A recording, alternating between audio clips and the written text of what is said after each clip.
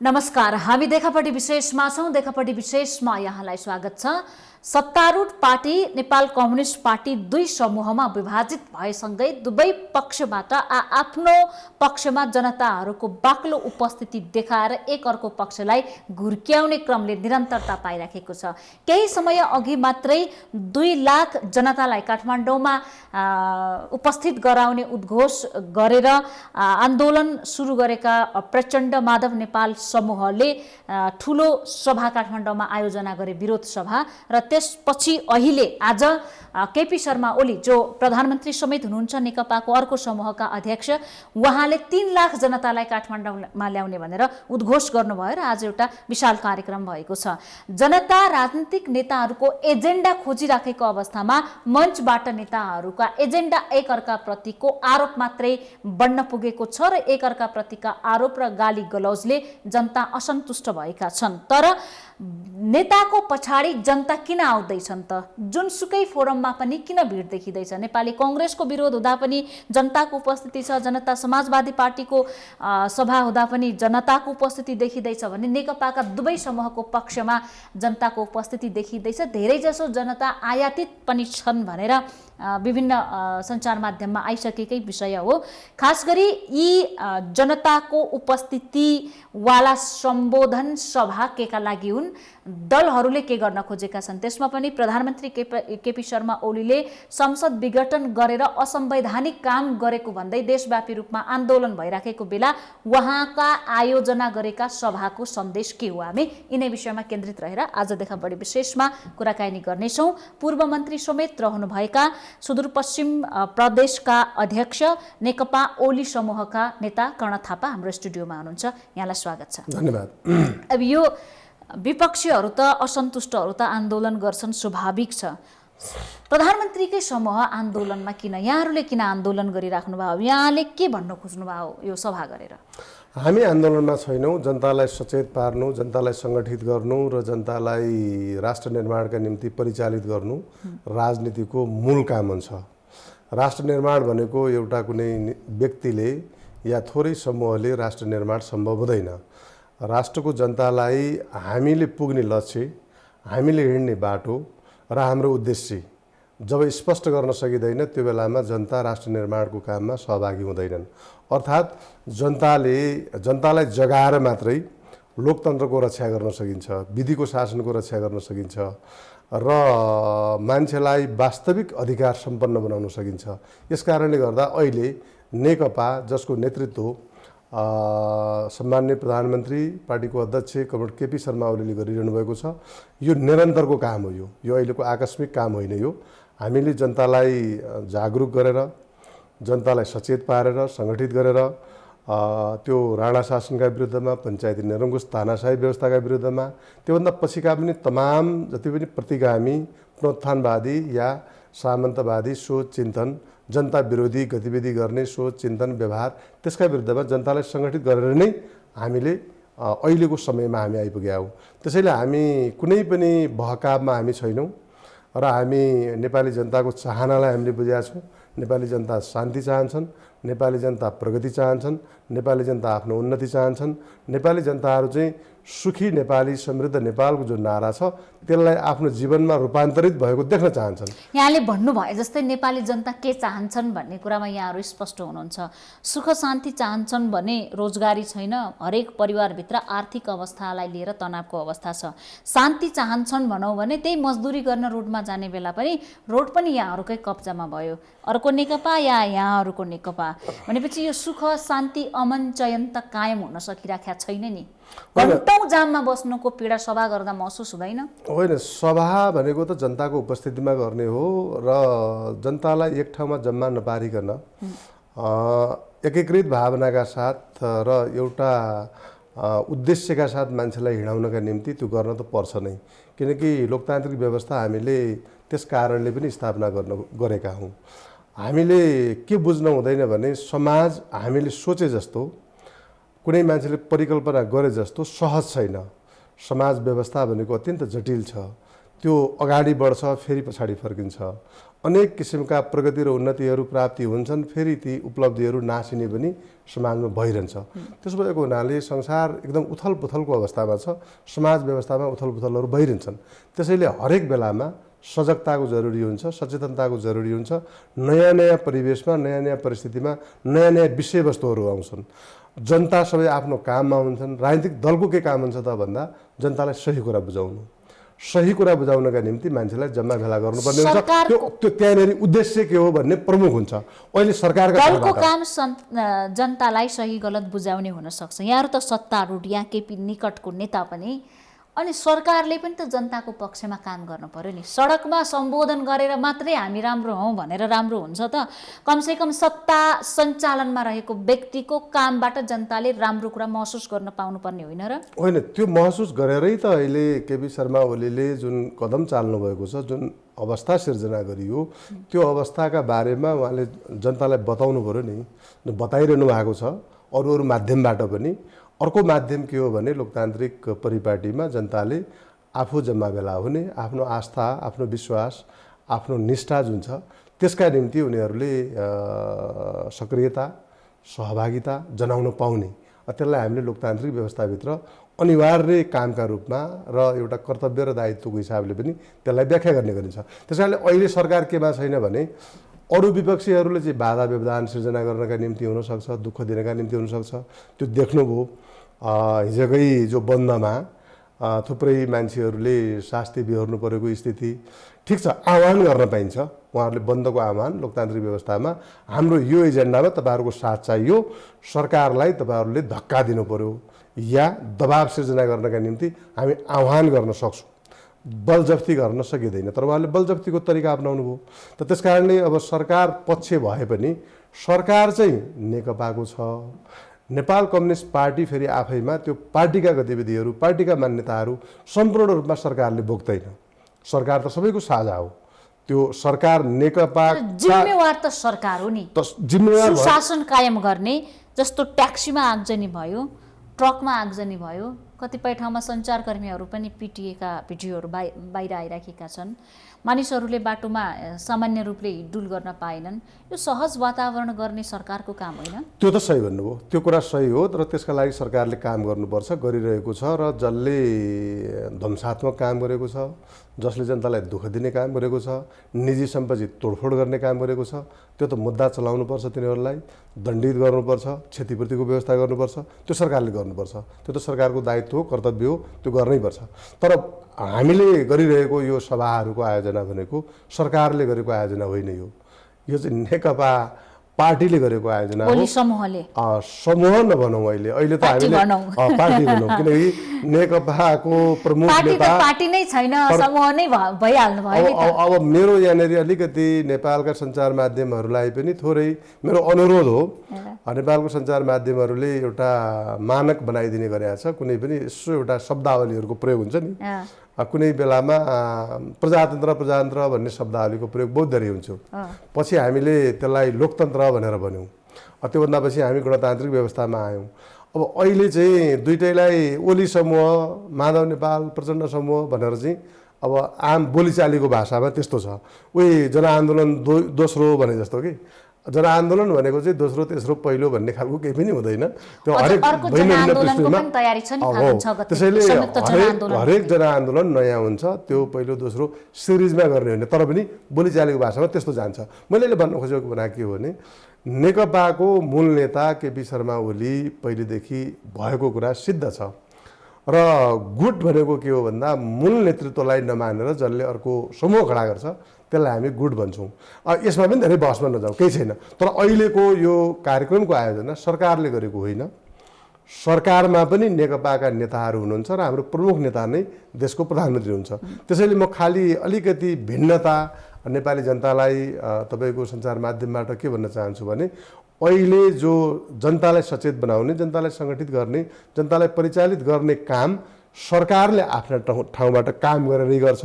तपाईँले भनेको कुरा मेरो सहमति छ, गरि पनि रहेको छ सरकारले अब नेपाललाई सुरुङ मार्गमा प्रवेश गरायो, पानी जहाज चलाउने त्यो काम अगाडि बढिरहेको छ। चल्दैछ, चल्नेवाला कहाँ छ? जनता त यो विषय आलोचना गर्न पनि बिर्सिसके। होइन, त्यो त कुनै चिज भइरहेको छ भने त्यो हुनका निम्ति लाग्ने जुन निश्चित अवधि हुन्छ नि त्यो अवधिभन्दा छिटै मागेर आउँदैन। हुने कुरा चाहिँ कसैको विरोधले या अन्यल सृजना गर्न खोजेर त नहुने पनि हुँदैन। त्यसैले नेपालमा रेलमार्ग बन्दैछ, रेल चल्छ, पानी जहाज नेपालको झन्डा फहराएर हिन्द महासागर प्रशान्त महासागरमा चल्छ र नेपाललाई सुरुङ मार्गमा प्रवेश गराइएको छ। आवश्यक ठाउँहरूमा सुरुङ मार्गको काम अगाडि बढेको छ। यी नयाँ कुरा भएका हुनाले भनेको। त्यस्तै गरेर विकास निर्माणका कामहरू चाहे सडकको कुरा भन्नुहोस्, काठमाडौँकै सडकहरू चिल्ला बनेका छन्, अब अहिले सुविधाजनक बनेका छन्। देशभरिका सडकहरू चौडा बन्दैछन्, पूर्व पश्चिम राजमार्ग बन्दैछ, पुल पलेसा खानेपानी सिँचाइ यो तमाम कामहरू। तुइनको काम के भयो? तुइन त प्रधानमन्त्रीज्यूको प्राथमिकतामा रहेको कुरा हो। अरू विकासका मैले उहाँको पहिलो प्रधानमन्त्रीको कालमा पहिलो उहाँले हस्ताक्षर गरेको काम थियो। पदभार ग्रहण गर्दाखेरि नेपाललाई ट्विनको जुन युगबाट मैले मुक्त गराउँछु भन्नुभएको चाहिँ त्यो लगभग 98% काम चाहिँ सम्पन्न भयो र केही ठाउँहरूमा कामहरू गर्न बाँकी छ। उहाँले त्यो वचन एउटा प्रधानमन्त्रीका हिसाबले जे बोल्नु भएको थियो त्यो 98% सफलता भनेको सम्भवतः धेरै कम कसैका प्रतिबद्धताहरूमा पुरा हुने गर्छ। पहिलो कार्यकालमा प्रधानमन्त्री हुँदा मुलुकमाथि नाकाबन्दी लागिराखेको अवस्थामा चाइनासँग चीनसँग केही नाकाहरू खोल्नु भएको थियो, थप नाका पारवाहन सम्झौता गर्दै। अब चीनबाट इन्धन सिन्धन आइराखेको छ र अहिले या कहिले आउला त? के हुँदैछ त्यो सम्झौताको? अब सम्झौता भयो दुईटा देशका बीचमा, त्यो सम्झौतालाई कार्यान्वयन गर्नका निम्ति गर्नुपर्ने कामहरू बाँकी छन् र त्यसले बाटो के खोल्यो भने त्यसले एउटा ठुलो गतिलो सन्देश दिएको छ। र त्यसमा तपाईँले नै भनेको कुरामा अलिकति के जोड्न चाहन्छु मैले भने नेपाल भूपरिवेष्टित थियो र भारतको बाटो मात्रै प्रयोग गरेर हामीले बाँकी दुनियाँसँग हामी सम्पर्कमा जानुपर्ने स्थिति जोडिएका थियौँ र त्यो फेरि भूपरिवेष्टित राष्ट्रले पाउने जो पारवाहनको सुविधा हो त्यो चाहिँ अन्तर्राष्ट्रिय कानुनले हामीलाई प्रदान गरेको अधिकार हो। त्यो भइकन पनि भारतले के व्यवहार गरेको थियो भने यिनीहरूसँग अरू नाका छैन, अन्त बाटो छैन भनेर उसले अलिकति बलमिचाइ गर्ने, अपव्याख्या गर्ने र आवश्यक परेको बेलामा हामीलाई दबाब सृजना गर्ने गरी गतिविधिहरू गरिदिने गरेको थियो। र पहिलेदेखि नै नेपालका सबै राजनीतिक नेतृत्वले विश्वेश्वर प्रसाद कोइराला, टङ्कप्रसाद आचार्यदेखि लिएर राजा महेन्द्रसम्मले पनि चाइनासँग पारवाहन सम्झौता गर्न नखोजेको होइन। तर भारतसँग अनावश्यक टक्कर किन लिने भनेर चीनले नेपालको नेतृत्वलाई त्यस तहको विश्वास गरेको अवस्था थिएन। त्यसैले केपी शर्मा ओली जब नेपालको राजनीतिमा उदाउनुभयो र उहाँले एउटा अन्तर्राष्ट्रिय विश्वास, चीन जस्तो देशको अन्तर्राष्ट्रिय विश्वास उहाँले जित्नुभएको छ। यो सामान्य कुरा होइन। त्यसैले त्यो काम चाहिँ अब के भएको छ त भन्दा भारतले यदि नेपालमाथि दबाब सिर्जना गर्ने ढङ्गले नाकाबन्दीको कुरा सोच्न सक्दैन। किन नियमित रूपमा किन सामान ढुवानी हुन सक्दैन? होइन, यसो सुन्नुहोस् न, अब यस्तो चिज भारतले हामीलाई पुनः नाकाबन्दी गर्ला, हामी चीनबाट इन्धन ल्याउँला, चीनबाट नुन ल्याउँला भन्ने कुरा किन दिमागमा राख्ने, किन ल्याइ नहाल्ने भन्ने कुरा छ जनताको चाहिँ। होइन, जनताको कुरा तपाईँले बोल्नु भएको सही हो र जनतालाई हामीले सही कुरा बुझाउनुपर्छ। लोकतान्त्रिक व्यवस्था भनेको भ्रमजालमा पार्ने, दिग्भ्रमित बनाउने र मान्छेलाई अन्यलमा पार्ने व्यवस्था होइन। लोकतन्त्र भनेको के हो भने मान्छेलाई सही सूचना दिने व्यवस्था हो। त्यसैले अब त्यताको जुन सम्झौता भएको छ त्यो सम्झौता अगाडि बढ्दैछ, त्यो क्रममा छ। जस्तो उदाहरणका लागि एउटा वयस्क महिलाले बच्चा पाउन सक्ने क्षमता चाहिँ राख्छ, तर त्यो गर्नका निम्ति पनि मलाई छिटो बच्चा चाहियो भनेर 5 महिनामा त बच्चा प्राप्त गर्न सकिँदैन नि। त्यसको अवधि हुन्छ। एउटा पुल बनाउनका निम्ति न्यूनतम मानव 1 वर्ष लाग्छ भने 1 वर्ष त कुर्न पर्छ। प्रक्रियामा गइसकेको हो। नाकाहरू सुचारू गर्ने काम प्रक्रियामा छ। त्यो प्रक्रियामा अगाडि जान्छ र पहिले सम्झौता अगाडि बढेको छ। दुईटा योजना, महत्त्वपूर्ण योजना आफ्नो कार्यकालमा प्रधानमन्त्रीले अगाडि बढाउन सक्नु भएन भने अरूले किन बढाइदेला? मेलम्चीको पानी जस्तो अलपत्र होइन, त्यस्तो होइन। यस्तो विषय भनेको के हो भने त्यस कारणले म तपाईँले यहाँनिर के जोड्छु भने देशले गर्नुपर्ने काम भनेको दुईटा प्रकृतिका हुन्छन्। एउटा अल्पकालीन हुन्छन्, एउटा दीर्घकालीन प्रकृतिका हुन्छन्।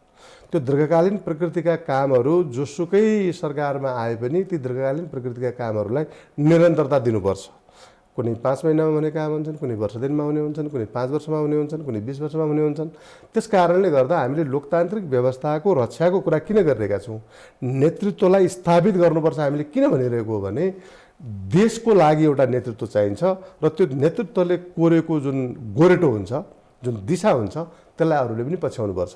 त्यसैले यो एकदमै नेपाल देशलाई स्वतन्त्र बनाउनका निम्ति अत्यन्त महत्त्वपूर्ण काम भएको छ र यो अगाडि बढ्छ। जनता आवास कार्यक्रम थिए, प्रधानमन्त्री रोजगार कार्यक्रम थिए, कहीँ झुपडीबाट छानो राम्रो बन्यो कि बन्दैछ कि भनिदिनुहोस् न। त्यसमा त हजारौँ जनता आवास कार्यक्रमबाट कहाँ घर बनाएका छन् भनिदिनुहोस् न। होइन, देशैभरि कहाँ बनेका छैनन् भन्छु बरु म। देशभरि कार्यक्रम छ, जहाँ जहाँ त्यो कार्यक्रम छ देशैभरि छ।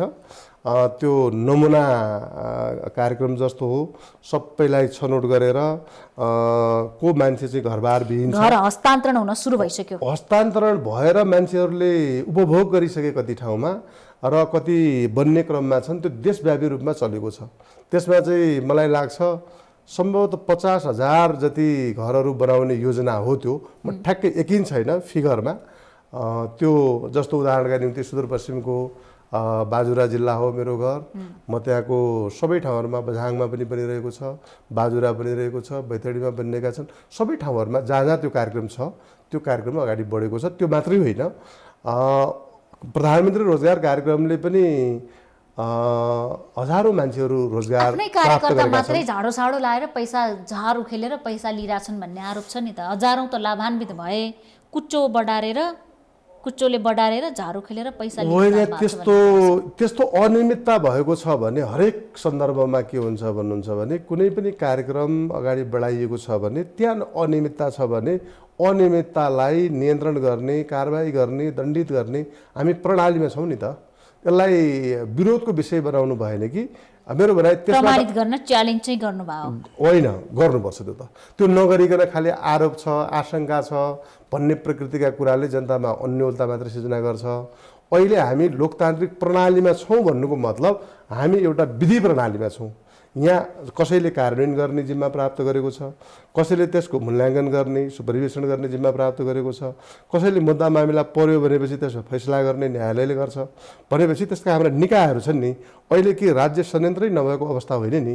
म खालि एउटा यो नेपालको मिडिया र नेपाली जनतालाई के भन्न चाहन्छु भने हामी जब लोकतान्त्रिक प्रणाली र विधिमा छौँ भने त्यहाँभित्रका सबै संयन्त्रहरूको उपयोग हामीले गर्नुपर्छ। राज्यले गरेका सबै किसिमका जुन प्रबन्धहरू छन् त्यो प्रबन्धहरूलाई हामीले प्रयोग गर्नुपर्छ। त्यसको प्रयोग गर्न चाहिँ नलाग्ने, जस्तो उदाहरणका निम्ति भन्नुहोस् विभिन्न कार्यक्रमहरू छन्, प्रधानमन्त्री रोजगार कार्यक्रम, त्यसको पनि त एउटा विधि छ जसले पनि त्यत्तिकै त्यो बजेट पनि प्राप्त उसले गर्दैन। या ऋण उपलब्ध गराउँछ भने त्यो ऋण प्राप्त गर्ने पनि विधि तयार गरेको हुन्छ। त्यो विधि उसले थाहा पाउनु पऱ्यो र त्यो प्रक्रियामा प्रवेश गरेर उसले त्यसबाट लाभ लिनु पऱ्यो। यस्तो मामलामा बरु नेपालका मिडियाहरूले भन्न के पर्छ, हाम्रो पनि कर्तव्य हो राजनीतिक दलहरूको सबैको, राज्यले गरेका कार्यक्रमहरू यी छन्, यसबाट तपाईँहरूलाई यस्तो यस्तो प्रकारको लाभ प्राप्त हुनसक्छ र प्रक्रिया र विधि यो हो भन्यो भनेपछि मान्छे लाभान्वित हुनसक्छ। तर अहिले के भइदिएको स्थिति छ भन्दाखेरि गर्नुपर्ने हुनुपर्ने ती कामहरूमा पनि हामीले मान्छेलाई त्यतातर्फ लाग्न नदिकन त्यसको नकारात्मक प्रचार बढ्दा सकारात्मक काम अलिकति कम भएको परिस्थितिका कारणले गर्दा राम्रा जस्तो चाहे राष्ट्रपति उत्थान कार्यक्रम होस्, चाहे प्रधानमन्त्री वास्तविक जनताले सूचना पाएका छैनन्, जसले सेटिङ गर्न जानेका छन् मजाले राज्यबाट लाभ लिइराखेका छन् कागजी काम गरेर। यसमा पनि मोनिटरिङ गर्ने निकाय त राज्य नै हो नि। राज्यका विभिन्न निकायहरू छन्, सम्पूर्ण राज्य भनेको चाहिँ राज्यका अनेक निकायहरू छन्। ती सबै निकायहरूले ठिक ढङ्गले काम गर्नुपर्छ। त्यस कारणले म तपाईँलाई यहाँनिर के भन्न चाहन्छु भने जति पनि राज्यका निकाय र अङ्गहरू हुन्छन् र ती अङ्ग प्रत्यङ्गहरूमा काम गर्ने मान्छे हुन्छन्, नेतृत्व गर्ने मान्छे हुन्छन्, ती समान ढङ्गले अगाडि बढेन भने हामीले जनतालाई जे दिन्छौँ भनेका छौँ त्यो दिन हामी सक्दैनौँ। मैले सभाकै विषयमा जोड्न खोजेँ, हुन त यहाँले नढाँटेर किन भन्नु होला, तैपनि मैले भन्दिन चाहिँ अनुरोध के गरेँ भने यहाँसम्म यतिको सङ्ख्यामा मान्छेलाई पुर्याउन कति गाह्रो भयो? यो वास्तवमा समस्या चाहिँ समस्या हुन्छ। मान्छेलाई एकै ठाउँमा भेला जम्मा पार्नका लागि गर्नुपर्ने काममा हजारौँ मान्छेहरू खट्नुपर्ने हुन्छ। अहिले हाम्रा पार्टीका हजार कार्यकर्ताहरू आइदिनुस्, हाम्रो कुरा सुनिदिनुस्, हामी राम्रो हौ भन्नलाई खट्न पर्छ र फेरि नेताप्रति आकर्षण भए त जनता त आफै घरबाट बाहिर निस्किन्छन् भन्ने कुरालाई अब जबरजस्ती आइदिनुस् भनेर हजारौं नेता कार्यकर्ता खटाएर 2 लाख 3 लाख मान्छे ल्याउनु पर्ने के बाध्यता आइला? होइन, यो त यस्तो हुन्छ, आह्वान गरेर पनि मान्छे आउन त चाहनुहुन्छ, प्रबन्ध त गर्नु पर्यो नि त। मासुभात पछिल्लो प्रचण्ड माधव नेपाल समूहकोमा कतिले 2000 दिएन भनेर रुदै गरेको भिडियो हेरौँ, कतिले मासुभात खान पाएन भनेर रोएको भिडियो, कसैले संविधान विघटन गर्न आएको भन्नेका कुराहरू भए। यहाँ चाहिँ कति खर्च गर्दै हुनुहुन्छ, गर्नुभयो भन्नु? हामीले कुनै पनि खर्च गरेका छैनौँ र जनता स्वतः स्फूर्त रूपमा आउँदैछन् र पार्टीले व्यवस्था गर्दिने भनेको के हो भने आउनका निम्ति जुन यातायातको प्रबन्ध गर्नुपर्छ त्यो त जनता मिलेर, हाम्रो पार्टी कमिटीहरू वडा तहसम्म हाम्रो पार्टी छ, गाउँमा हाम्रो पार्टी छ, खर्च गरिरहेछ, काठमाडौँ पुर्याएर फर्काउने होइन। पार्टीले आफैले खर्च गर्ने भन्दा पनि त पार्टीले त आफ्नो जनशक्तिलाई परिचालन गर्छ नि, हाम्रो संरचना छ, त्यो संरचना परिचालन गरेर भित्र 45 देखि 65 लाख जनता बसोबास गर्छन् भन्ने तथ्यले देखाउँछ। जहाँ 65 लाख जनता बसेका छन्, 3 लाख जनतालाई सडकमा ल्याउन ताप्लेजुङदेखि बैतडीसम्म किन पुग्नु पर्यो यहाँहरूलाई? यदि नेताप्रतिको आकर्षण हो भने त यो दरबारमाग, यो नारायणहिटी, यो जमल रोड त यसै भरिभरा हुन्थ्यो नि, वरिपरिका घरभित्रबाटै निस्किया भए पनि। होइन, यो खोज्नुपर्ने किन समस्या होइन। जनता भनेको के हो भने सक्रिय जनता भनेकै जनता हो। जनता त सबै जनता हुन्, तर यो जहाँसम्म जनसभाको कुरा हुन्छ, प्रदर्शनको कुरा हुन्छ, सङ्घर्षको कुरा हुन्छ, त्यहाँनिर सक्रिय जनताको सहभागिता नै निर्णायक हुन्छ। अब काठमाडौँमा तपाईँले भने जस्तो अब तपाईँकै कुरालाई यदि आधार मान्ने हो भने त संसारैभरि मान्छे जो जति हुन्छन् नि, ती सबै मान्छेहरूलाई सबै कुरामा वास्ता पनि हुँदैन, तर गणनामा त ती सबै मान्छेहरू हुन्छन्। म तपाईँलाई अलिकति मलाई भन्न दिनुहोस्, हरेक परिवर्तनमा सबै मान्छे चाहिँ हर परिवर्तनमा ऊ सहभागी हुन्छ त, ऊ सक्रिय हुन्छ त भन्दा उसको त इच्छाको कुरा हुन्छ नि त। मान्छेलाई त जागरुक बनाइदिने काम राजनीतिक पार्टीले गर्छ। अहिले तपाईँले भने जस्तो आजको हाम्रो सभामा जति मान्छेहरू आउनु भएको छ, ताप्लेजुङबाट आउन चाहने मान्छेलाई नआउनुहोस् त भन्नु भएन नि। यसको मतलब यो होइन कि ताप्लेजुङबाट धेरै मान्छे ल्याउनुपर्छ या बाजुराबाट धेरै मान्छे ल्याउनुपर्छ। जस्तो सुदूरपश्चिमका हिसाबले भन्नुहुन्छ भने कुनै पनि हामीले तयारीका साथ हामीले ल्याएका छैनौँ। हामीले धेरै टाढाबाट ल्याउने खालको हाम्रो तयारी नै छैन।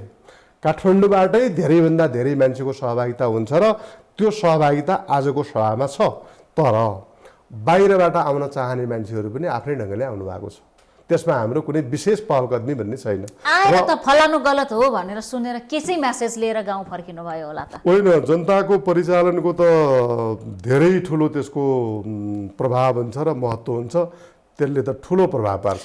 जनता भनेको नै के हो भन्नुहुन्छ भने नि, जस्तो हरेक चिज एउटै जनता मात्रै नभन्नुहोस् तपाईँ, पानी पोखरीमा तपाईँले राख्नुभयो भने पौडी खेल्नका लागि त्यो प्रयोग हुन्छ, त्यो पानीलाई तपाईँले अर्को ठाउँमा प्रयोग गर्नुभयो, ऊर्जाका लागि प्रयोग गर्नुभयो भने त्यसको फरक ढङ्गको प्रयोग हुन्छ। र मान्छे भनेको पनि निष्क्रिय मान्छे, शिथिल मान्छे अथवा निराश मान्छे, उससँग भएको जतिसुकै ठुलो तागत छ, ऊर्जा छ र अधिकार छ भने पनि त्यसले कुनै परिणाम दिन सक्दैन।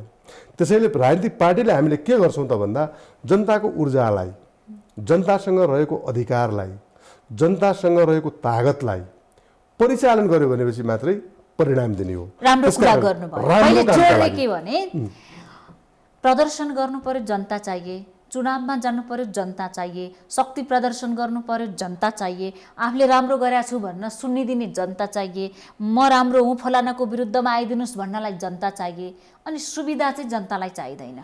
सुविधा जनतालाई नभए पनि हुन्छ। जनतालाई नै न्याय दिनका निम्ति राजनीतिक प्रणाली हुन् नि त। हामीले त जनताकै निम्ति गरिराखेका छौँ नि त। अहिले जनता 2007 सालदेखि अहिलेसम्म नेपाली जनताले साथ नदिएको कुन आन्दोलन होला? नेताको स्तर हेर्नुहोस् त, गाडीबाट बन्दको अवज्ञा निरीक्षण गर्न पनि गाडी चढेर आउनुपर्ने नेता, घरबाट बाहिर आउँदाखेरि दलबलका साथ निस्किनु पर्ने नेता, जहाँ जाँदा पनि हिलोमाथि पनि तपाईँको सुदूरपश्चिममा मुख्यमन्त्रीज्यू हिलोमाथि रातो कार्पेट राखेर जानुभयो नेता, अनि जनताले के पाएको छ त? होइन, जनताले केही पनि पाएका छैनन् भन्ने खालको निष्कर्ष निकाल्नु गलत हुन्छ। पाएको कुरा भनिदिनुहोस् न, मेरो प्रश्नै गलत भए पनि मलाई चिन्ता छैन यदि जनताले केही पाएको होइन, जनताले केही पाएका छैनन् भन्ने प्रकारको कुरा त तपाईँलाई त्यसको लागि त लामो व्याख्या चाहिन्छ।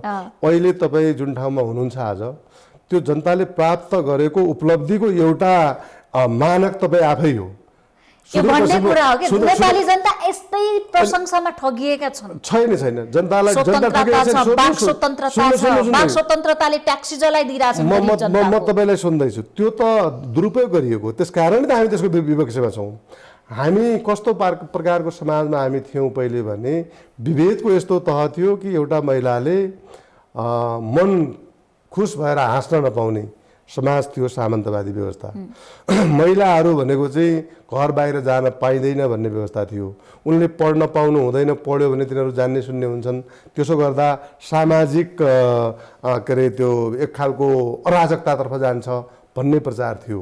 तर आज समाज कहाँ आइपुगेको छ? अहिले त पाइलट पनि महिलाहरू छन्।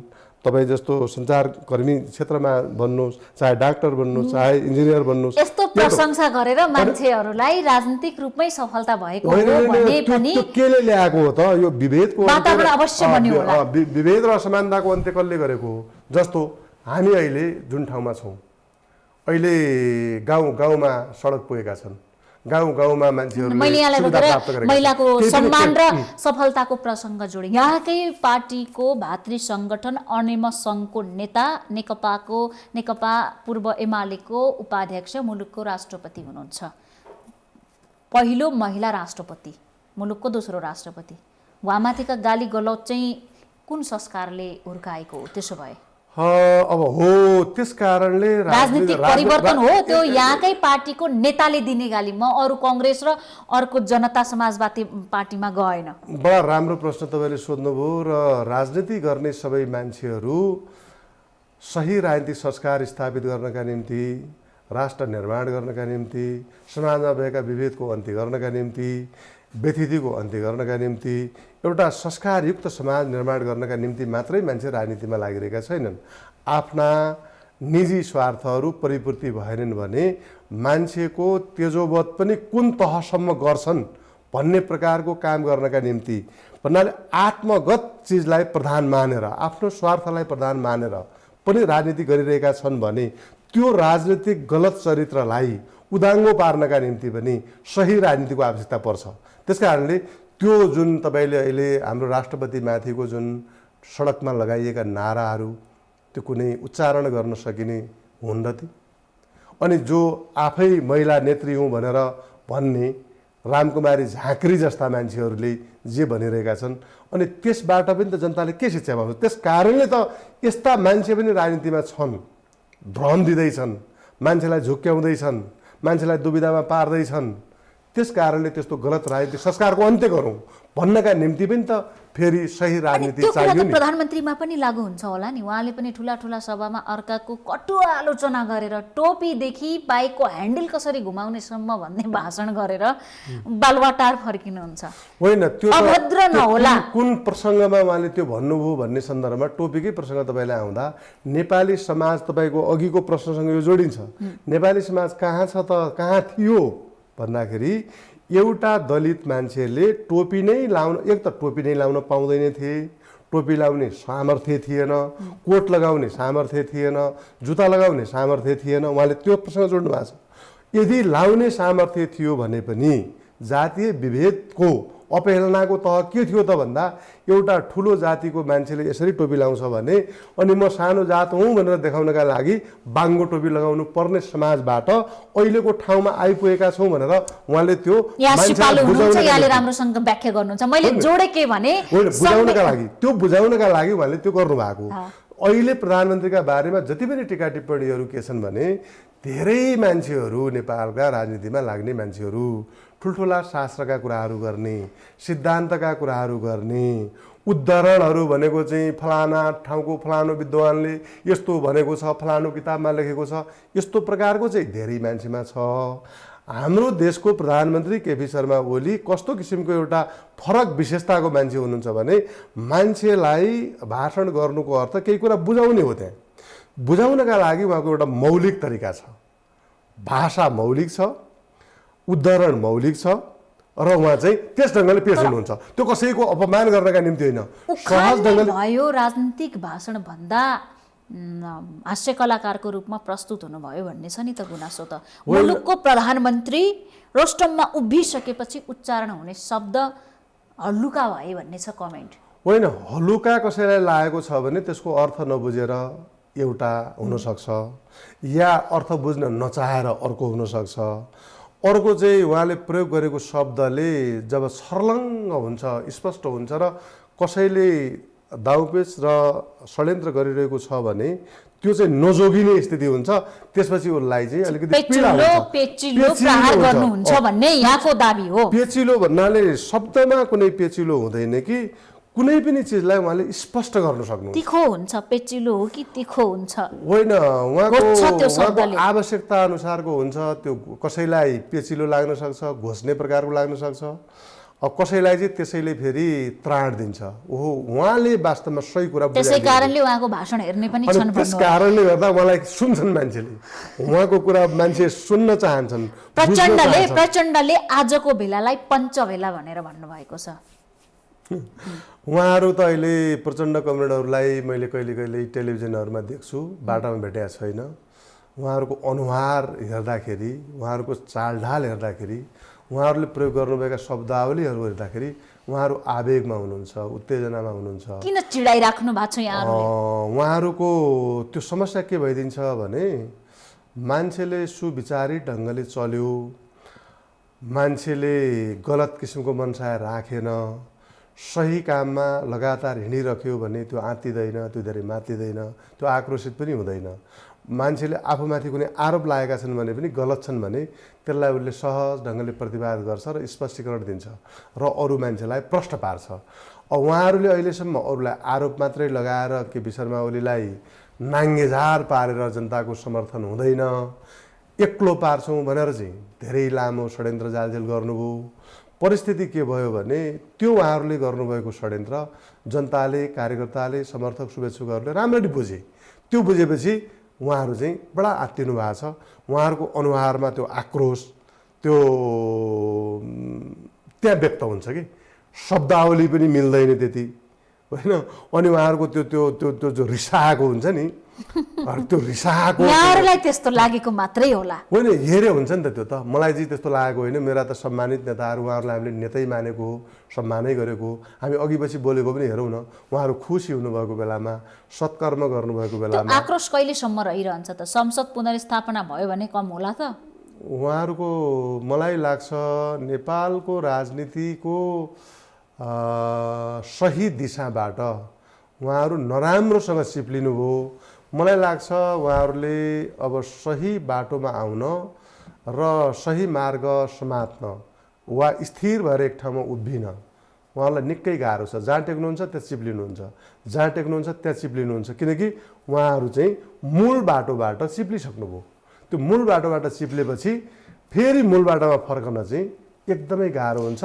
मैले उहाँहरूको भविष्य चाहिँ अब निकै नराम्रो गरी ओह्रालो लागेको र उहाँहरूले सही मार्ग प्राप्त गर्ने सम्भावना मैले कम देखाएको छु। यसो भनिरहँदा प्रचण्डले के उद्घोष गर्नुभएको छ भने फागुन 6 गतेदेखि संयुक्त रूपमा जनआन्दोलन हुँदैछ, अब ओलीका दिन सकिन थाले। अब जनआन्दोलन अहिले हुनुपर्ने कुनै आवश्यकता छैन। नेपाली जनताले लडेर, लामो सङ्घर्ष गरेर, लामो त्याग गरेर राजतन्त्रको विदाई गरिसक्यौँ। हामी लोकतान्त्रिक प्रणालीमा छौँ। अब त हामीले अहिले केपी शर्मा ओलीले केही भन्नुभएको छैन नि। यो प्रतिनिधि सभालाई जनताको चाहना र भावना विपरीत लोकतन्त्रको हत्या गर्ने औजारका रूपमा प्रयोग गर्न खोजेको हुनाले नयाँ जनादेशमा जानु पर्यो। त्यो नयाँ जनादेशमा गएर उहाँहरूले अरू केही गर्नु पर्दैन। केपी शर्मा ओलीलाई अब हुने जो निर्वाचन छ तोकिएको, त्यो निर्वाचनमा हराइदिनुहोस् न, जनतालाई हराउन आह्वान गर्नुहोस्। ओलीले जे भन्नुहुन्छ त्यही मान्न प्रचण्ड पनि त नेता हो नि, हैसियतवान नेता हो नि। त उहाँले आफ्नो काम गर्नु पर्यो नि त। प्रधानमन्त्री केपी शर्मा ओलीले प्रधानमन्त्रीका हैसियतले आफ्नो काम गर्नुभयो। उहाँहरूलाई तर त्यो संविधान विपरीत भयो भन्ने आक्रोश छ। त ठिक छ कांग्रेसमा पनि छ, जनता समाजवादी पार्टीमा पनि छ। उहाँहरूले भन्न पाउनुहुन्छ त्यो जनताकै बीचमा जाने त बाटो खुला छ नि त अहिले। वैशाखमा निर्वाचन हुन्न भन्ने कुरा के हो त्यसो भए? किन हुँदैन? निर्वाचन हुन्छ, त्यस कारणले त उहाँहरूलाई यो अनावश्यक प्रकारको हुलदङ्गा, बन्द, हडताल, फेरि आम हडताल भन्नुहुन्छ, फेरि उहाँहरू शब्द पनि जे पनि प्रयोग गर्नुहुन्छ। आजकोलाई त आम हडताल, हिजोकोलाई आम हडताल भनिरहनु भएको थियो भने यो जे सब त्यसो नगरौँ। गरौँ के भन्दाखेरि निर्वाचनको घोषणा भएको छ, उहाँहरूले केपी शर्मा ओलीले गलत काम गर्नुभएको छ भन्ने हो भने जनतालाई वैधानिक रूपमा, लोकतान्त्रिक व्यवस्थामा वैधानिक रूपमा मान्छेलाई दण्डित गर्ने अधिकार कहाँ हुन्छ भन्दा चुनावमा जाने चुनौती यहाँले दिइराख्नु भएको छ। म तपाईँलाई एउटा कुरा हामी लोकतन्त्र भन्छौँ र जनतालाई सर्वशक्तिमान हामी भन्छौँ नि। जनता सर्वशक्तिमान भनेको एउटा मात्रै समयमा हुन्छन्, त्यो भनेको निर्वाचनमा। निर्वाचनबाट जब आफ्ना प्रतिनिधि छानेर पठाउँछन् त्यसपछि त्यो प्रतिनिधिले जनताको तर्फबाट काम गर्छ। अस्ति पठाइएका प्रतिनिधिले जनताका तर्फबाट गर्नुपर्ने जति काम गर्न नसकेको हुनाले नयाँ जनादेशमा हामी जान परेको हो। अब के गर्नु पर्यो त भन्दा जनता सर्वशक्तिमान त त्यहाँ हुन्छन्, त त्यो बेलामा उहाँहरूले भन्नु पर्यो कि प्रमाणित गर्न सक्नुहोस्। उहाँहरूलाई त्यो प्रमाणित गर्न सक्ने कुनै आधार छैन, म चुनौतीका साथ नै भन्छु। त्यस कारणले जनतासँग उहाँहरू डराउनुहुन्छ। उहाँहरूले केपी शर्मा ओलीले नेतृत्व गरेको पार्टी, उहाँले टिकट दिएर उहाँको हस्ताक्षरबाट टिकट प्राप्त गरेका मान्छेहरूलाई हराएर पठाइदिनुहोस् न, त्यो त हामी मान्छौँ भनेकै छौँ त। केपी शर्मा ओलीको सबभन्दा ठुलो स्वीकारोक्ति के हो भने म जनतामा जान्छु, तपाईँहरू 2-4 जना मिलेर मलाई अगाडि बढ्नै नदिने जो काम गर्नुभयो, कुकर्म गर्नुभयो, जालझेल गर्नुभयो, षड्यन्त्र गर्नुभयो, तपाईँहरूको षड्यन्त्र म मान्दिनँ। त्यस कारणले म नयाँ जनादेशमा जान्छु। अरूको षड्यन्त्र माने नमाने पनि प्रधानमन्त्रीले संविधान त मान्न पर्दथ्यो होला नि, मान्नु पर्छ होला नि। जस्तो कि यो देशको साधारण नागरिकले संविधान मान्नुपर्ने हुन्छ, त्यस्तै प्रधानमन्त्रीले पनि संविधान मान्नै पर्ने हुन्छ, होइन र? संविधान मानेरै त अहिले यो संविधानभन्दा बाहिरबाट गरेको हो र? यो संविधान मानेरै गरेको, संविधान हामीले नै लेखेका हौँ। संविधानको मूल मर्म संविधान मिच्यो, संविधानको हत्या गर्यो भन्ने उहाँहरूको भनाइ के हो त त्यसो भए? 100% गलत हो। संविधानको धारा पल्टाइराख्नु भएको छ। संविधानका धारा पल्टाउने काम राजनीतिक पार्टीका नेताहरूले गर्ने भन्दा राजनीति भनेको देशमा समस्या खडा गर्ने शास्त्र सिद्धान्त होइन। राजनीतिले समाधान दिन्छ। राजनीतिले जब बाधाहरू सिर्जना हुन्छन्, व्यवधानहरू सिर्जना हुन्छन् या अगाडि बढ्ने बाटो हुँदैन, अरू कुनै प्रणालीले काम गरेन भने त्यो राजनीतिक प्रणालीले दिशा दिन्छ। त्यसो भएको हुनाले संविधानका धाराहरूको ठिक ढङ्गले प्रयोग भयो कि भएन त्यसको जाँच गर्ने, त्यसको व्याख्या गर्ने र त्यसको अन्तिम फैसला दिने काम चाहिँ सर्वोच्च अदालतलाई हामीले दिएकै छौँ। त्यो सर्वोच्च अदालतले गरोस्। अनि संविधानका धाराहरू पल्टाएर त्यसको व्याख्या गर्ने, त्यसका पक्षमा वकालत गर्ने, देशव्यापी रूपमा कानुनी व्यवसायी साथीहरू हुनुहुन्छ, उहाँहरूले गर्नुहुन्छ। र त्यसमै टेकेर म तपाईँलाई के भन्छु भने उहाँहरूले त यो अहिलेको प्रधानमन्त्रीले नयाँ जनादेशका लागि गर्नुभएको सिफारिस संविधान विपरीत छ, यो गर्न पाइँदैन। त्यस कारणले निर्वाचनका सबै काम कारबाहीहरू बन्द गर्नुपर्छ भनेर अन्तरिम आदेशको माग गरेर सर्वोच्च अदालतमा जानुभएको थियो नि त। सर्वोच्च अदालतले अन्तरिम आदेश त दिएन। सर्वोच्च अदालतले अन्तरिम आदेश दिएन भन्नुको मतलब के भयो भने सामान्य अवस्थामा त्यो किन त्यस्तो सिफारिस गर्नु पर्यो, कारण देखाउनुहोस् भनेर कारण देखाउ आदेश जारी गरेको छ। त्यसमा छलफल भइरहेको छ। तपाईँहरूलाई म सबै तपाईँको यो सञ्चार माध्यमबाट के कुरा बुझाउन चाहन्छु भने, स्पष्ट गर्न चाहन्छु भने, यदि उहाँहरूले भने जस्तो पहिलो नजरमै यो असंवैधानिक देखेको भए, संविधान विपरीत देखेको भए, संविधानको व्यवस्था विपरीत देखेको भए अन्तरिम आदेश दिन्थ्यो नि त सर्वोच्च अदालतले। यो गलत छ। त्यसकारणले यो गलत छ। यस कारणले गर्दाखेरि तपाईँहरूले सबै निर्वाचनका काम कारबाहीहरू केही पनि नगर्नु। त्यो जुन आदेश राष्ट्रपतिबाट गरिएको जुन त्यो प्रधानमन्त्रीको सिफारिस छ, त्यो गरिएको आदेश असंवैधानिक छ। त्यसकारणले त्यो अगाडि नबढोस् भनेर दिइसक्यो नि ओलीको त। सेटिङ अदालतसम्म छ, त्यसको आडमा संसद विघटन गर्नुभयो भन्ने आशंका छ। त्यसकारणले पो अन्तरिम आदेश आएन कि? आशंकाका कुरामा, आरोपका कुरामा छलफल गरेर बहस गरेर कहीँ पनि पुगिँदैन। त्यो सधैँभरि भनिरहने कुरा हुन्छ। उहाँहरूले त्यो गीत गाइरहनुहोस्, केही छैन। त मेरो आत्मविश्वास के हो भने उहाँहरू राजनीतिक पार्टी हुनुहुन्छ र उहाँले लोकतन्त्रको मूल्यलाई र मान्यतालाई आत्मसात गर्नुहुन्छ भने, लोकतन्त्रको मान्यता र मूल्य भनेको मञ्चमा गएपछि भाषण गर्न पाउने मात्रै होइन, विरोध होइन के लोकतन्त्र भनेको। विरोध होइन कि त्यसले समाजलाई डोर्याउने चिज हो होइन। उहाँहरू समाजलाई डोर्याउँछु भन्ने आत्मविश्वास छ भने, जनताले हामीले भनेको कुरामा समर्थन गराउन सक्छौँ भन्ने त्यो विश्वास छ भने जनताका बिचमा जाउँ न। अर्को महत्त्वपूर्ण प्रसङ्ग के जोड्न खोजे भने मुलुक सङ्घीय लोकतान्त्रिक गणतन्त्रात्मक व्यवस्थामा छ, सङ्घीयता स्वीकार गरिसकेको छ। सबभन्दा पहिला नै सङ्घीय शब्द जोडिएको छ। त्यसपछि यो धर्मनिरपेक्ष राष्ट्र हो भनेर संविधानमा स्पष्ट रूपमा लेखिसकेको छ। अब अहिले प्रधानमन्त्री कहिले पशुपतिनाथको दर्शन गर्न जानुहुन्छ, कहिले सुनको जलप लगाउने विषयमा सहयोग गर्छु भनेर वचन दिनुहुन्छ, कहिले हिन्दू राष्ट्रको बारेमा जनमत सङ्ग्रह हुन सक्थ्यो कि भन्ने नेकपाको यहाँहरूको एजेन्डा बन्न पुगेको छ, कहिले सङ्घीयता नभइदिए पनि हुन्थ्यो भन्ने यी राजनीतिक रूपमा जुन ट्विस्ट आइराखेको छ नि, यो जनताले के भन्यो भने मलाई राम्रो मान्छ भनेर हो कि केही खास राजनीतिक अर्थ छ यसको? म तपाईँले सोधेको प्रश्नमा सबभन्दा पहिले नेपालको संविधान को व्यवस्था तपाईँलाई भन्न चाहन्छु। म यो मस्यौदा समितिको म सदस्य पनि थिएँ र त्यो बेलामा निकै ठुलो बहस चलेको थियो कि संविधानमा केही विषयहरूलाई अपरिवर्तनीय बनाऊँ भनेर। जस्तो पञ्चायती व्यवस्थामा राजाको विरोध गर्न पाइँदैन थियो होइन। पञ्चायती व्यवस्थामा राजतन्त्र भनेको अपरिवर्तनीय थियो। त्यस कारणले गणतन्त्र चाहनेहरूले के गर्नु पर्यो भने पञ्चायतको संविधानलाई मानेर के अरे गणतन्त्र ल्याउन पाउने छुट त्यहाँ थिएन। अब अहिले यो पछिल्लो अवधिमा अब यो सङ्घीयता भयो, गणतन्त्र भयो, समावेशिता भयो, यस्ता प्रकारका जति पनि विषयवस्तुहरू आएका छन्, यी यस्ता विषयवस्तुहरूलाई चाहिँ अपरिवर्तनीय बनाउनुपर्छ भनेर ठुलो बहस भएको थियो। अनि त्यो बेलामा म त्यो बहसमा सामेल थिएँ र मैले पनि मेरो तर्क के राखेका थिएँ भने संसार सबै कुरा परिवर्तन हुन्छ भने अपरिवर्तनीय भनेर कुनै चिज हामीले भन्नु भनेको परिवर्तनको शाश्वत नियमलाई अस्वीकार गर्नु हो। जब शाश्वत नियमका विरुद्धमा हामी कुनै चिजलाई अपरिवर्तनीय भन्छौँ भने त्यसपछि कुरा के आउँछ त भन्दा जसले कुनै चिज परिवर्तन चाहन्छ त्यो परिवर्तन गर्न चाहनेहरूले शक्तिका बलमा हतियार उठाउनु पर्ने हुन्छ। राज्यका विरुद्धमा हतियार उठाएर राज्यका मान्यतालाई परिमार्जित गर्नुपर्छ या पराजित गर्नुपर्छ।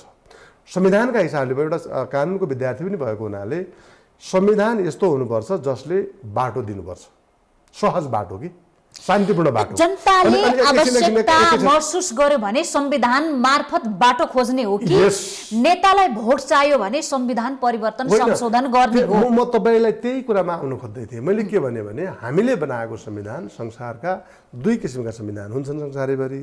एउटा चाहिँ रिजिड कन्स्टिट्युसन हुन्छ, त्यो बदल्न परिवर्तन गर्न एकदमै कठिन हुन्छ। त्यसपछि त्यो आन्दोलन सङ्घर्ष, त्यो पनि सशस्त्र सङ्घर्ष, यस्तो किसिमको माग गर्छ त्यसले। अर्को भनेको लचिलो संविधान हुन्छ, फ्लेक्जिबल। हाम्रो संविधान भनेको एकदमै लचिलो फ्लेक्जिबल संविधान बनाएका छौँ र परिवर्तन चाहने जनतालाई नै निर्णायक बनाउने व्यवस्था चाहिँ हामीले त्यहाँ गरिदिएका छौँ। उदाहरणका लागि भन्नुहोस्, सङ्घीयताको हामीले अभ्यास गऱ्यौँ। त्यो संहिताको अभ्यासबाट जनताले लाभ पाए कि त्यसबाट जति उपलब्धि हुनुपर्ने त्यो भएन। जनतालाई त हामीले अधिकार सम्पन्न बनाएका छौँ नि त। संहिता आवश्यक छैन भन्ने जनतालाई लाग्छ भने त्यो जनमत सङ्ग्रहको विषय बन्न सक्छ। धर्मनिरपेक्षता र के अरे हिन्दू अधिराज्य भन्ने पहिले जुन थियो त्यो जनताको मनमा अहिले के छ भन्दा यो धर्मनिरपेक्षतालाई बडो मिलाएर या निजी स्वार्थबाट कसैको स्वार्थबाट प्रभावित भएर त्यो घुसाइयो, मिलाएर होइन, निजी स्वार्थमा हो। यदि मिलाएर धर्मनिरपेक्षता लिएको हुन्थ्यो भने रातारात घोषणा हुँदैन थियो। उज्यालोमा जनतासँग छलफल भइसकेपछि जनताको मनोभावना बुझेर धर्मनिरपेक्ष राष्ट्र घोषणा गरिएको थियो। अँध्यारोमा जनतालाई, नेतालाई, दललाई नसोधेर घोषणा गरेको निर्णय हो। यस्ता केही विषयहरू थिए हिजो पनि। हिजोका पनि अनिर्णित विषय के छन् भने, एउटा विषय भनेको चाहिँ भन्नेले भन्छन् म गणतन्त्रवादी हुँ, त्यस कारणले गर्दा म गणतन्त्रको पक्षमा छु। तर गणतन्त्र नचाहनेहरूले के भन्थे भने गणतन्त्रलाई चाहिँ जनमत सङ्ग्रहको विषय बनाएर गरेको भए गणतन्त्रले जित्थ्यो होला नि, यो भन्ने पनि छ। किनकि त्यो निर्णित त्यस रूपमा गरिनुपर्ने मुद्दा हो भन्ने त्यो मुद्दा यो मुद्दा चाहिँ अहिले पनि जीवितै छ। एक दोस्रो भनेको सङ्घीयता पनि ठिक त्यस्तै ढङ्गले गरियो र धर्मनिरपेक्षता पनि त्यस रूपमा नै गरियो। यी तीनटा विषय जनमत सङ्ग्रहबाट टुङ्ग्याएको भए असाध्यै लोकतान्त्रिक हुन्थ्यो, कसैले पनि त्यसका विरुद्धमा आवाज उठाउने ठाउँ हुन्न थियो भन्ने जनताका मुद्दा जीवित छन्। अब यी जीवित मुद्दालाई म के भन्छु भने, तपाईँले भने जस्तो कसैको निजी स्वार्थमा होइन, यी मुद्दा त संविधानले जीवितै राखेको छ त। संशोधन यदि आवश्यक भयो, त्यो के चाहिन्छ त संवैधानिक व्यवस्था अनुसार भने 2/3 बहुमतको सरकारले यो विषय चाहिँ जनमत सङ्ग्रहको विषय हुनुपर्छ भनेर सिफारिस गर्यो भने त्यो निर्णय गर्ने अधिकार भनेको जनतालाई हुन्छ। मैले यहीँनिर के जोडे, जुन मसौदा समितिमा यहाँ हुनुहुन्थ्यो, मेरो व्यक्तिगत कुरा भन्नुहुन्छ भने म कसैले के भन्ला, मलाई कसले के आरोप लगाउला, लोकप्रियताका पछि कुद्ने होइन राजनीतिमा लाग्ने मान्छे। लोकप्रियताका पछि होइन, मेरो मान्यता भन्छु, कुनै पनि विषय यदि अब विधिमा त जानै पर्यो, जनतालाई निर्णय गर्न दिनु यो लोकतन्त्रको सबभन्दा सुन्दर, सबभन्दा सही उदाहरण हो। धर्मनिरपेक्षता संहिताबारे जनमत सङ्ग्रह गरौँ भन्ने स्पष्ट भनाइ हो, नघुमाएर भनिदिनुस्। गर्दा एकदमै राम्रो हुन्छ। मस्यौदा समितिमा हुनुहुन्थ्यो, मस्यौदा जनताको माझमा संविधान जारी हुनुभन्दा अगाडि लगिएको थियो। त्यो मस्यौदाहरूमा के कमेन्ट आयो भनेर सार्वजनिक गरिएन, तर सुन्नमा के आउँथ्यो भने 90% जनताले संहितामा जानु ठिक छैन भनेर कमेन्ट गरेका थिए र त्यसकै हाराहारीमा मुलुकलाई हिन्दू राष्ट्र कायम गरियोस् भनेर कमेन्ट गरेका थिए भन्ने कुरा त्यो त आशंकामै छन्। तर कमसेकम जनताले रुचाएका विषय यी थिए है, छन् है भनेर त्यो समयमा बाहिर ल्याउने आँट किन गरेन? जनताले कमेन्ट गर्दा पनि लुकाइयो, जनतालाई नसोधेर धर्मनिरपेक्षता घोषणा गरियो, जनतालाई नसोधेर संहितामा गयो। अब जनता ट्याक्स तिर्दा तिर्दा कङ्गाल भइसके, अब फेरि धर्मको पनि राजनीति हुन थाल्यो हो मुलुकमा। म इमान्दारितापूर्वक तपाईँलाई भन्छु, म मस्यौदा समितिको सदस्य र त्योभन्दा पछि संविधान सभाको सदस्य भएर सुझाव सङ्कलनका लागि हामी गाउँ गाउँमा गयौँ। अब बुझाउन नसकेर पनि होला र मान्छेको एउटा आस्थासँग जोडिएको कुरा पनि होला। त्यो दुईटै कुरामा हिन्दू अधिराज्य नै बनाउनुपर्छ भन्ने जनमत चाहिँ झन्डै 90% नै थियो। आज के छ? आज पनि गाउँ गइराख्नु भएको छ। आज के छ म भन्दिनँ। अनि त्यसपछि सङ्घीयता चाहिँ यो देशमा आवश्यक छैन भन्ने पनि त्यही हाराहारीमा थियो। त्यो कुरा सत्य हो, त्यो सत्य हो। त्यो कुरालाई कसैले लुकाएर छोपेर त्यो छोपिँदैन। जनताको विचार किन लुकाइयो? तत्कालीन नेकपा एमाले यहाँको पार्टी दोस्रो ठुलो पार्टी थियो संसदभित्र, सरकारमा पनि थियो। त्यो बेलामा यस्तो थियो, फेरि के कुरा अहिले गलत सन्देश दिनु हुँदैन भने यो संविधान त्यो बेलाका मुख्य शक्तिहरू नेपाली काङ्ग्रेस, नेकपा एमाले, तत्कालीन नेकपा माओवादी केन्द्र, ती तीनटा शक्ति मिलेर बनाइएको एउटा साझा दस्तावेजका रूपमा आएको हो। यो सबैका अलग अलग मान्यता त्यहाँभित्र छँदै नै थिए। फेरि अब त्यो बेलामा एउटै पार्टीसँग संविधान बनाउने मत थिएन, किन 2/3 बहुमतले पारित गर्नु पर्थ्यो। 2/3 बहुमत कुनै पार्टीसँग पनि थिएन। त्यस कारणले गर्दा के भयो भने अहिलेको अवस्थाको संविधान निर्माण भएको हो। त्यसैले के बुझ्न भएन यहाँनिर भने मत मान्यता कसका के थिए, एकदमै राम्रा मत मान्यता भए पनि मिलेर बनाउँदाको परिणति त्यो भएको सम्झौताको दस्तावेज भन्ने गर्नु भएको छ। यो पहिले पनि सम्झौताको दस्तावेज बनेको हो। 46 सालको संविधान पनि 46 सालको संविधान भनेको चाहिँ तत्कालीन राजा, नेपाली काङ्ग्रेस र वामपन्थी शक्ति तीनटाको त्रिपक्षीय सम्झौताबाट त्यो 46 सालको संविधान आएको थियो। अहिलेको यो जुन दस्तावेज छ के अरे संविधान 2072 को संविधान त्यो पनि तीनटा पार्टीहरूको त्यतिखेरको सन्तुलनको हरेक संसारभरिको संविधान भनेको तत्कालीन शक्ति सन्तुलनको दस्तावेज हुन्छ। त्यो त्यस कारणले त अकाट्य हुँदैन। त्यसैले त हामीले के राख्यौँ भने त्यो बेलामा कुनै पनि चिज अपरिवर्तनीय भनेर नराख्नुको मतलब के हो भने जनता निर्णय गर्न त्यसमा सक्छन् र त्यसका लागि 2/3 बहुमतबाट प्रतिनिधि सभाको 2/3 बहुमतले यो विषय उदाहरणका लागि भनौँ सङ्घीयता हुने कि नहुने भन्ने विषय 2/3ले विषय बनाउनु पर्यो जनमत सङ्ग्रहको, जनताले निर्णय दिन्छ। अन्त्यमा छौँ प्रधानमन्त्रीको मन्दिर दौडाहा, पशुपति दर्शन, शक्ति आर्जन र राजनीतिक रूपमा भोटको लागि हिन्दू धर्म मान्नेहरूलाई आफूतर्फ केन्द्रित गर्नका लागि हो। त्यसकारणले उहाँले त्यहाँ सुनको जलप लगाइदिने वचन पनि दिनुभएको छ। धर्मको राजनीति गर्दै हुनुहुन्छ।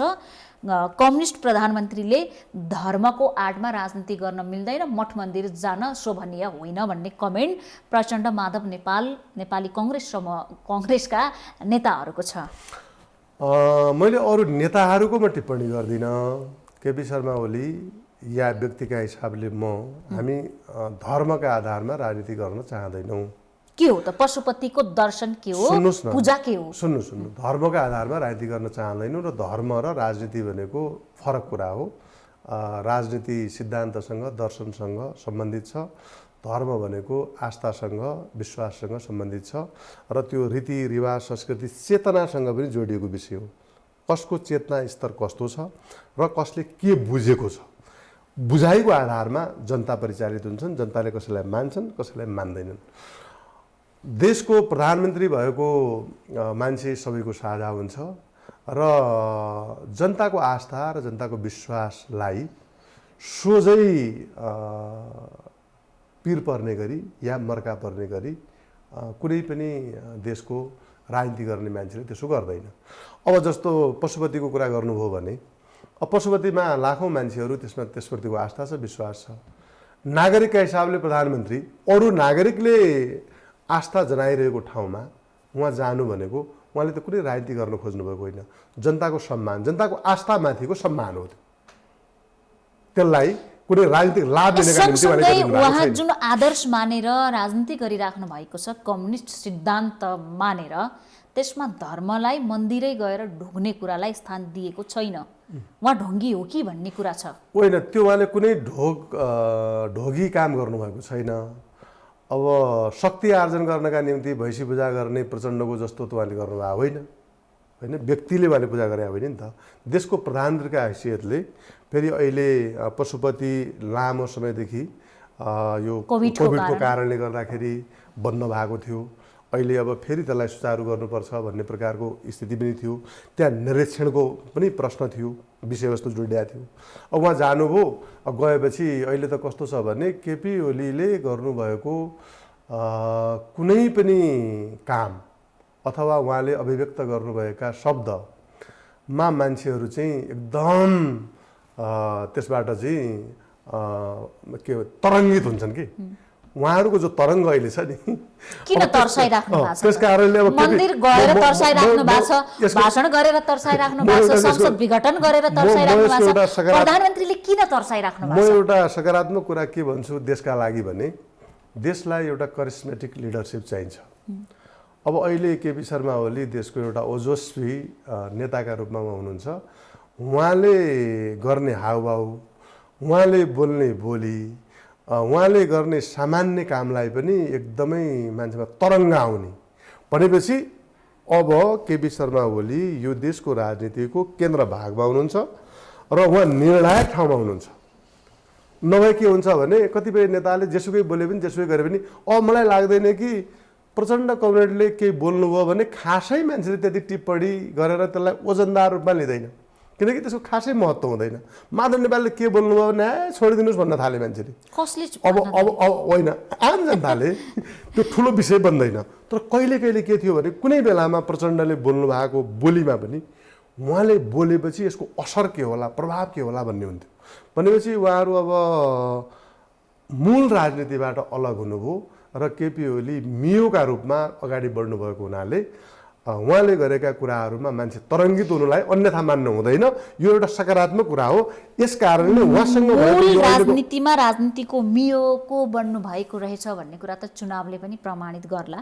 चुनाव गराउँछु भनिराख्नु भएकै छ, यहाँहरू हुन्छ भनिराख्नु भएको छ होइन, त्यसले त प्रमाणित गर्ला नि। होइन, त्यो गरौँ भन्नका लागि त हामी त आत्मविश्वासका साथ भनिराखेका छौँ नि त।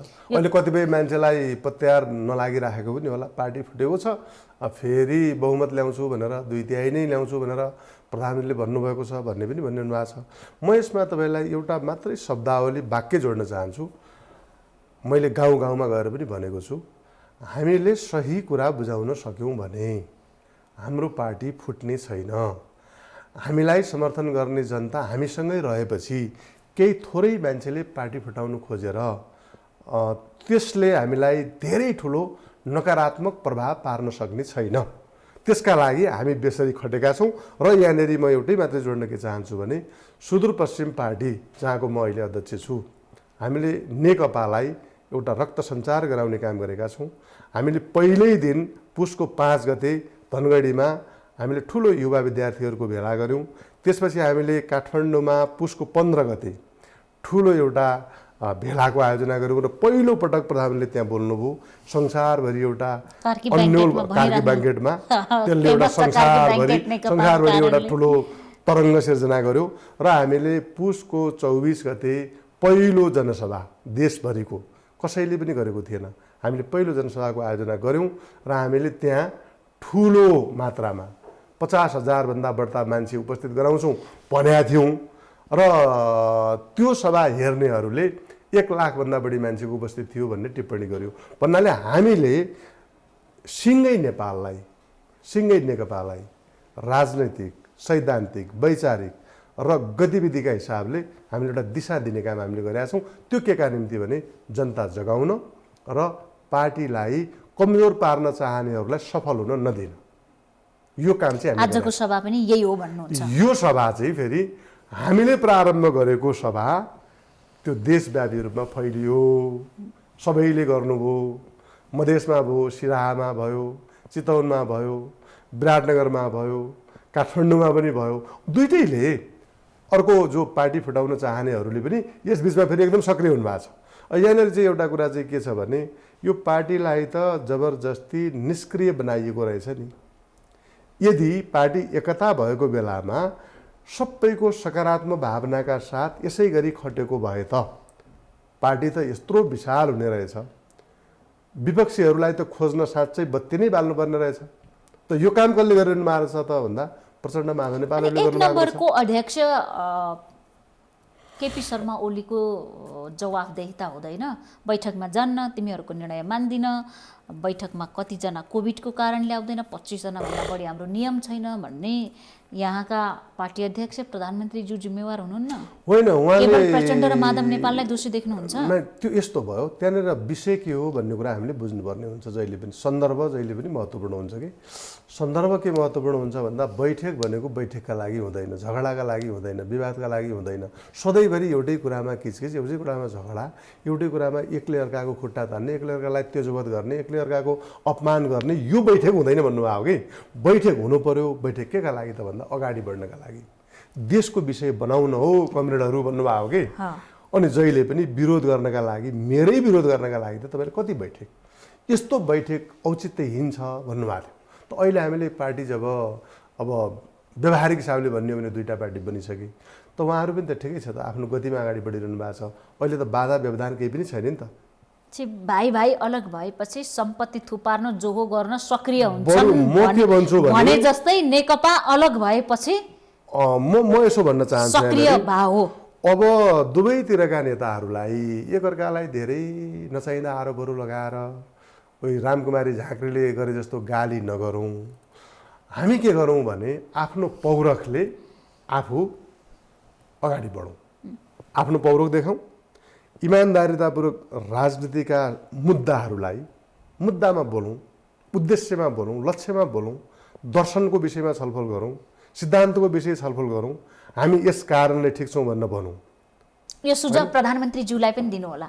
प्रधानमन्त्री त त्यसमा स्पष्ट नै हुनुहुन्छ, त्यसकारणले उहाँलाई धेरै सुझाव दिनु दिनु पर्दैन। होला, जनताले हामीले- स्पष्ट भएको देखेका छैनन्, दिनु नै होला। होइन, स्पष्ट पारिरहनु भएको छ, जहिले पनि स्पष्ट छन्। मान्छे केपी ओलीले भन्नुभएको कुरामा स्पष्ट हुँदै हुँदै हुँदै हुँदै हुँदै त मैले अघि भने नि त, अब उहाँ मियोका रूपमा आउनु भएको त्यसै अब होइन। त्यो चुनावले प्रमाणित गर्छ। मैले अर्को पनि प्रश्न गरेको थिएँ। यो महत्त्वपूर्ण समयका लागि धेरै धेरै धन्यवाद यहाँलाई। ल, चुनावबाटै हामीले आफूलाई सही साबित गर्नेछौँ र हामीले हाम्रो राजनीतिलाई स्थापित गर्नेछौँ र केपी शर्मा ओली पुनः यो देशको मियोका रूपमा स्थापित हुनुहुनेछ। समयका लागि धेरै धेरै धन्यवाद। धन्यवाद। धन्यवाद। हामी देखापट्टि विशेषमा थियौँ। नेपाल कम्युनिस्ट पार्टी नेकपा ओली समूहको आज एउटा विशाल सभा राजधानीमा भएको छ। नारायण हिटी दरबार अगाडि भएको यो सभामा विभिन्न जिल्लाबाट मानिसहरू आएका छन् र यसको खास तात्पर्य के हो, सरकारमा रहँदा यसरी देशव्यापी रूपमा किन प्रधानमन्त्रीले भेलाहरूलाई सभाहरूलाई सम्बोधन गरिराख्नु भएको छ, अहिलेको आवश्यकता हो वा राजनीतिक रूपमा लगाइएको घुर्की हो, दुवै नेकपाका समूहको प्रतिस्पर्धा आफ्नो पक्षमा जनताको बलियो उपस्थिति देखाउने रहेकोमा दलका एजेन्डा के हुन्, धर्मनिरपेक्षता संहिता जस्ता विषयहरू राजनीतिक रूपमा किन अगाडि आइराखेका छन् लगायतका समसामयिक विषयमा केन्द्रित रहेर आज देखापट्टि विशेषमा हामीले नेकपा ओली समूहको नेकपा सुदूरपश्चिमका अध्यक्ष पूर्व मन्त्री तथा नेकपाका नेता कर्ण थापासँग हामीले कुराकानी गऱ्यौँ। उहाँसँगै देखापट्टि विशेषबाट आज हामी सबै बिदा चाहन्छौँ। भोलि नयाँ पात्रका साथ उपस्थित हुनेछौँ।